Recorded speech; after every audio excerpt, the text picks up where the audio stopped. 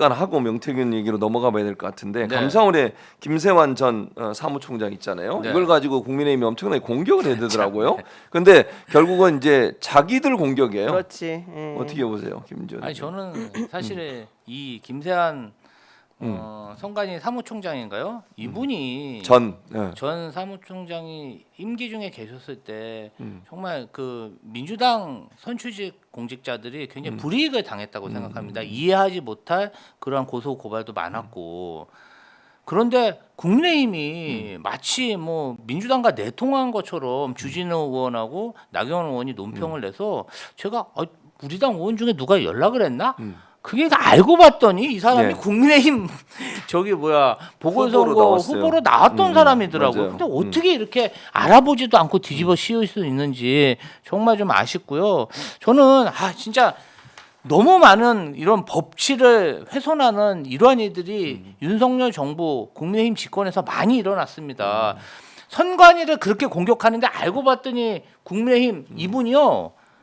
강화도에서 출마할 때 최종 4인 후보 중에 한 명에 들었더라고요. 국민의힘 후보로. 그러면 선관위를 그렇게 공격하는 국민의힘 덮어놓고 공격한 거 아닙니까? 본인들이 어떤 인재풀에 있고 그러니까 진짜 말이 안 되는 거죠. 선관위 어떻게 사무총장 했던 사람 그만두고 나서 바로 이렇게 경선에 뛰어들고 4인 후보까지 들 수 있습니까? 저는 말도 안 된다고 생각하고요.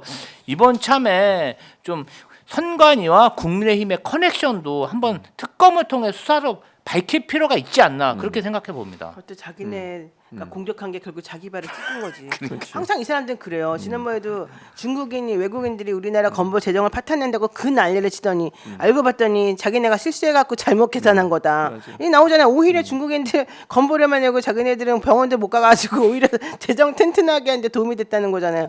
우리가 그때 그런 얘기를 상대방이 막 공격할 때 김재호 대변인 같은 사람이 나와가지고 아니다 말도 안 된다. 최진명 교수님 같은 사람 나와가지고 아니다 좀 제대로 알고 말해라. 계속 여러 번 말했었잖아 우리가. 근데 결국에는 우리말을 보고 말도 안 되는 소리라고 막 공격하더니 결국 다 우리말이 맞는 걸로 나오잖아. 그렇죠. 지금 모든 게 다 우리가 말해야 하는 게 맞는 걸로 나와요. 그러니까 가짜 뉴스라고 하는 걸 만들어 놓고 그게 아니고 가짜 뉴스였던 게 밝혀지면 책임도 안 지면서 이따는 햇소리라고. 감사원 선관위 뭐 어쩌고 저쩌고 난리쳤는데 결국 다 들여다보면 자기네가 잘못한 거였고 이렇게 부끄러운 일이 한두 가지가 아닌데도 불구하고 거기에 대해서 아무도 말을 안 해요. 그러니까 감사원이 이 사람을 조사해 봤더니 세컨폰을 가지고서 정치인과 통화를 했다. 근데 이 사람이 광화군수 보궐선거에 국민의힘 보러 나갔다. 그럼 누구랑 통화를 했겠냐는 거죠. 정치적 중립성을 지키지 않았다고 비판을 막 국민의힘이 하더니 결국 그게 국민의힘 정치인들과 그럼 반성하고 미안해야지. 그렇게 생각이 들잖아요. 이게 근데 어처구니없어요. 이런 사람이 어떻게 선관위 사무총장을 그러니까요. 했죠? 그때 당시에 그 소쿠리 그 논란이었잖아요. 네, 그것 때문에 이 사람이 맞아요. 사퇴를 했거든요. 아니 그리고 퇴직 후에 곧바로 국힘 네. 후보로 출마했어요. 이거 일부러 근데 사퇴 시기를 노리고서 자기 그때 거기 나가려고 그런 사퇴한 거죠. 거지 뭐. 자 이제 명태균 게이트로 얘기를 좀 넘어가 보도록 하겠습니다. 윤석열 부부하고 공천 개입 의혹이 그야말로 이제 점입 가경이다 이런 생각이 드는데 뭐 명태균 전문가의 노영희 변호사 있으니까 통화 육성이 처음으로 공개가 됐잖아요. 김건희하고 명태균 씨하고 원래 알고 있었던 다 거예요. 아는 거죠 사실은. 내용은 옛날부터 뭐 맨날 이미 나오던 공개가 얘기고. 됐었죠. 네. 우리는 다 알고 있었죠. 근데 실제적으로 사실은 김건희하고 윤석열이 직접적으로 개입했다는 게 예전에는 그냥 다른 사람의 입을 통해서 나온 거라면 이제는 실제 음성이 나온 거니까 이거는 빼박이 되는 거잖아요 결국. 그렇죠. 저는 명태균 씨가 강혜경 씨랑 각을 세우고는 있는데 명태균과 강혜경과 김태열 사이에 서로 대립되는 부분은 돈 문제밖에 없어요. 이 미래한국 연구소로 들어온 돈을 누가 가져갔느냐. 그 돈을 네가 가져갈 돈이었는데 네가 가져갔냐? 안 가져갈 돈인데 가져갔냐? 네가 더 많이 가져갔냐? 내가 더 많이 가져갔냐? 이거 가지고 싸우는 것밖에 없고 각자의 그 부분에 대해서는 주장과 입증이 서로 달라요. 그리고 현실적으로 명태균 씨는 그 미래한국 연구소로 들어온 돈에 대한 관리를 원래 그 사람이 한 게 아니었기 때문에 지금 그 새롭게 기소된 여러 가지 건에서는 다 빠져 있어요. 이제 그러다 보니까 그러면 명태균, 강혜경 간에 서로 말이 안 맞는 부분 빼고 나머지는 뭐냐? 나머지는 전부 다 일치해요. 무슨 말이 일치하느냐? 그때 김건희 공천이 바로 그 윤석열에 대한 여론조사 대가였다. 강혜경이 말했잖아요. 그리고 실제 수금하러 올라갔었다. 그거 맞잖아요. 근데 이번에 나왔잖아요. 저기 명태균과 김건희의 육성 통화를 보더라도 다 나왔죠. 그때 당시 이준석이가 중간에서 엄청나게 개입을 많이 했었다. 이준석이가 중간에서 자기 당 대표 되기 전부터 명태균도 도움 받아가지고 여론조사 할 때 어떻게 됐다. 그 얘기 계속 있었었는데 이준석은 부인했지만 결국 이준석한테 돈 댔다는 사람도 많이 나오고 이준석 선거위에서 앵벌이에서 돈 갖다 줘서 해놨더니 얘가 뭐 어쩌다 이런 얘기도 나왔잖아요. 지금 안 나온 게 없어요. 이 사람 말을 그럼 결론적으로 하고 싶은 말은 지금 안 나온 게 많지만 결국 앞으로 나올 것들은 전부 다 그동안에 우리가 얘기했던 거 그것들이 다 결국 나올 수밖에 없는 거다 이거거든요. 그러니까 명태균이 항상 말하잖아. 막 엄청 과대 포장하고 자기 능력을 과시하는 쪽으로는 하는 거는 맞는데 그렇다고 해서 없는 말을 지어내지는 않더라. 강혜경도 똑같이 그렇게 말하거든요. 근데 앞으로는 터질 일밖에 없어요. 이제 입증의 문제밖에 없는 거고 그동안에는 명태균 말만 있었는데 이제는 명태균 상대방 즉 그 당사자들의 의식성이 튀어나오고 당사자들의 카톡이나 문자, 텔레그램이 나온다는 게 이제 확실해진다 이런 거죠. 근데 이거 좀 명태균이 윤석열 김건희의 통화 녹취 파일을 듣고서 대통령실을 압박해서 구명 시도를 했다 이런 정황이 나왔다면서요. 네, 그러니까 그 주호영 대표한테 가서 그러니까 명태균 씨 폰이 저는 이제 똥폰이 됐다고 주장하는 내용이 뭐냐면 명태균 씨가 그때 9월달, 10월달 로비를 진짜 많이 했어요. 원래 제가 듣기로는 4월, 5월부터 로비를 했다 그랬어요. 네. 그때는 이제 사건이 불거지기 전이었는데 강혜경 씨랑 자기네랑 서로 내용지면 주고받고 막 싸우고 있을 때였었어요. 이때 명태균 씨가 보통 그 전해 같았으면은 이런 거 위까지 안 올라가고 자기가 해결할 수 있었어. 왜냐하면 김영선이가 국회의원이었으니까. 근데 2024년 4월 달에 김영선이 국회의원 공천을 못 받으면서 아예 X가 돼버렸잖아요. 그러니까 이제 아무도 김영선의 힘 때문에 자기네들 돌봐주질 않는 거야. 그러니까 성관이라든가 그쪽 청원 지역에 있는 성관이라든가 그다음에 경찰이라든가 검찰이라든가 이 사람들이 그동안에 얘네들한테 들어온 민원 같은 걸 다 그동안 다 무마시켜주고 불기소하고만 이렇게 해줬었는데 이제는 그걸 기대할 수가 없는 거예요. 그러니까 강혜경, 김영선, 명태균 씨가 야 우리 이거 그러면 앞으로 잘 해야 되는데 큰일 났다 이번에 잘 안 되니까 일단은 강혜경하고 김태리 덮어 쓰는 것으로 하고 우리는 좀 살려놨다가 우리가 정치적으로 복귀하면 니네랑 좀 다시 잘해보자 이랬다가 김영선이가 다시 복귀할 수 있는 가능성이 이제 없어지게 되는 거예요. 4월, 5월이 되면은 공천을 못 받았으니까. 그리고 계속해서 여기저기서 지금 잘려 나가는 셈이 됐잖아요. 그러니까 이 사람들이 중간에 이준석네 라인하고 같이 잡으려고 하고 이준석하고 손을 잡고서는 오히려 이 김건희네 라인 국민의힘을 치려고 하다가 실패를 해요. 그러니까 자기네들끼리는 더 이상 이제 이거를 막을 수가 없다고 생각을 하면서 그때부터는 명태균이 자기가 가지고 있는 자료들을 이용해서 나 이러이러한 많은 자료를 갖고 있어. 너네 몰랐지 그동안에. 내가 이거 가지고 있고 이게 너네들 이름으로 니네 목소리로 나가면 니네 큰일 나니까 나를 빨리 구명해줘. 이런 시그널을 계속 보냈다는 거예요. 그래서 그 창구로 함성득 교수를 많이 이용을 했는데 함성득 교수는 기본적으로 저한테 얘기하기를 명태균 씨가 전화 온 거 맞다. 문제가 터졌을 때 나한테 도와달라고 한 거 맞는데 나는 관여할 수 없고 관여하기도 싫어서 안 한다고 했다. 그리고 나는 관여할 수 있는 능력이 더 이상 안 된다. 나는 그들하고 이미 자리를 끊었다. 이런 식으로 얘기를 하는 거예요. 거래를 끊었다고. 그리고 그게 바로 이제 요 명태균 씨가 주호영한테 이거 전해줘. 이거는 국민의힘당한테 자기가 지금 SOS를 쳤다는 얘기거든요. 이러면서 다시도 하다가 결국 실패한 내용을 지금 설명하고 있는 중인 거예요. 근데 이게 한두 명만 있는 게 아니라 그 조선일보 기자한테도 그렇죠. 넘겼다는 것도 그렇죠. 있지만 5개 정도의 USB를 복사를 해놓고는 여기 뿌리고 저기 뿌리고 저기 뿌리고 이렇게 해놨다는 거예요. 그러면 그거 지금 갖고 있는 사람들 많잖아요. 맞아요. 그럼 그 사람들 지금 그 분석하고 이제 포렌식하고 이제 이렇게 나오겠지. 앞으로는 이 사람이 안 말해도 이제 나올 수밖에 없는 구조가 된다는 거죠. 그러니까 조선일보에 준 것도 결국은 조선일보 기자가 명태균 씨를 만나서 그 사람 그 주진우 기자 말로는 1박 2일 정도 계속 설득을 했다는 거잖아요. 그렇죠. 내가 윤석열과 직접 통한다. 내가 전달할 수 있다. 그러니까 나한테 그걸 넘겨달라. 이렇게 해서 결국 넘겨준 거라면서요. 그렇죠. 그럼 전달해 달라는 의도로 넘겨준 건데 그럼 전달됐다고 봐야겠죠? 자기네들 주장은 안 전달했다는 거죠. 그렇게 얘기하고 있죠. 하지만 우리는 전달했다고 보는 거죠. 보는 거죠. 그거를 안 전달할 리가 있습니까? 그리고 그 사람은 그 대통령 부부에게만 전달한 게 아니라 그걸 어떻게 했겠어요? 딱 받으면 당연히 복사부터 하고 자기 하나 갖고 있고 하나는 위에다 보고하고 하나는 저기다 전달하고 이 세 가지 루트로 움직였겠죠. 그리고 이거를 보도를 하나마나 이걸 갖고 어떻게 해야 되나 자기네끼리 고민을 막 했겠죠. 그러는 와중에 김건희한테 딜을 쳤겠죠. 이 조선일보가 나는 한동훈을 밀고 있으니 니네 빨리 조기에 퇴진하고 질서 있는 퇴진해라. 그러면 내가 너네를 봐주겠다. 이 타임이 다 그 타임인 거예요. 그러니까 사실은 조선일보의 해명도 말이 안 되는 게 그 통화 당사자인 뭐 그쪽에서 동의를 안 해서 보도를 못했다. 이거는 언론 윤리에도 맞지 않고 그다음에 공익성의 문제가 사실은 그 그럼요. 정보통신비밀법보다 더 우선하는 거잖아요.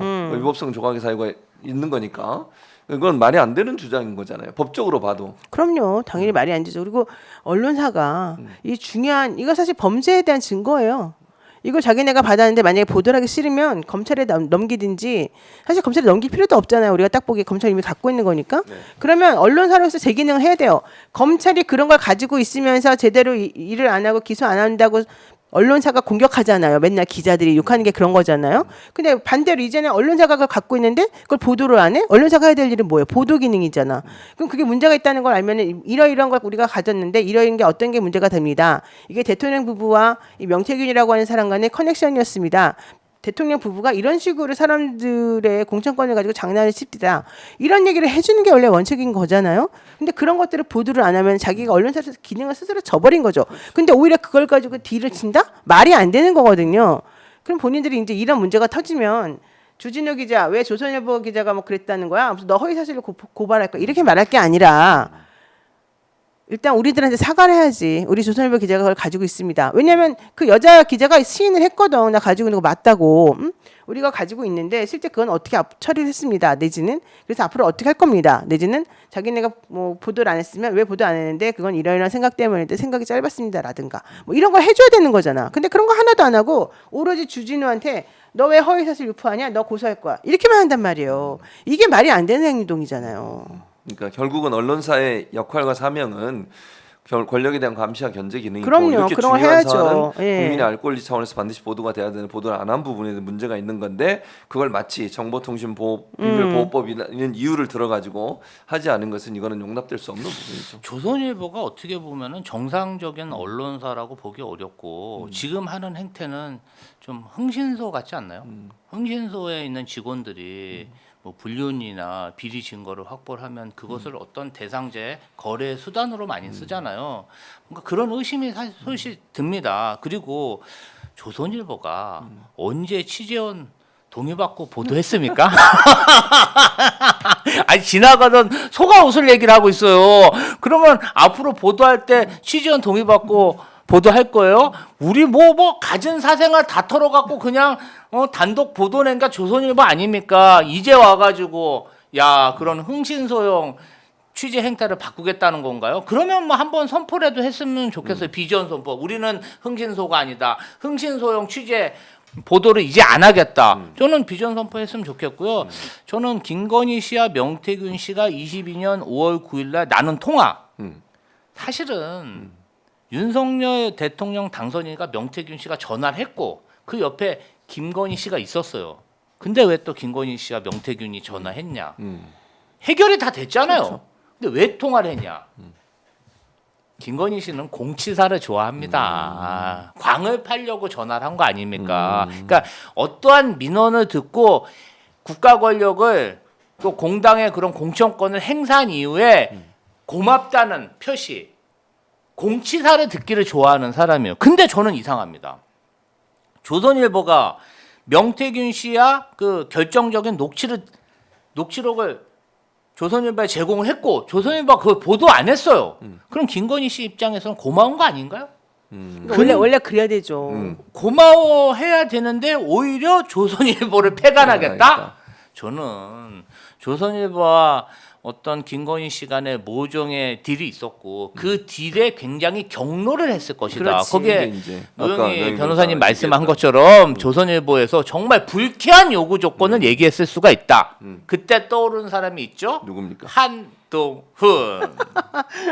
한동훈이 꼈기 때문에 뭔가 분노하지 왜 이렇게 않았을까. 행복한 표정이야. 아니 한동훈 재밌잖아요. 재밌어요? 언제는 뭐 시동생이라 그러면서 넥타이까지 사주다가 이제는 그냥 원수보다 더 하듯이 조선일보도 폐간할 정도. 저는 그게 아니라면 한동훈이 끼지 않았다면 네. 그렇게 김건희가 분노했을까 그런 의심이 듭니다. 한동훈 때문이다 결국은. 네. 그리고 강혜긴 씨 휴대전화에서 이게 지금 홍준표 시장이 자꾸 본인은 관계 없다라고 계속 얘기를 하는데 네. 지금 최모 씨 그러니까 보좌관으로 일했던 사람이나 김영선 보좌관으로 일했던 사람하고도 녹음 파일 나왔군요. 네.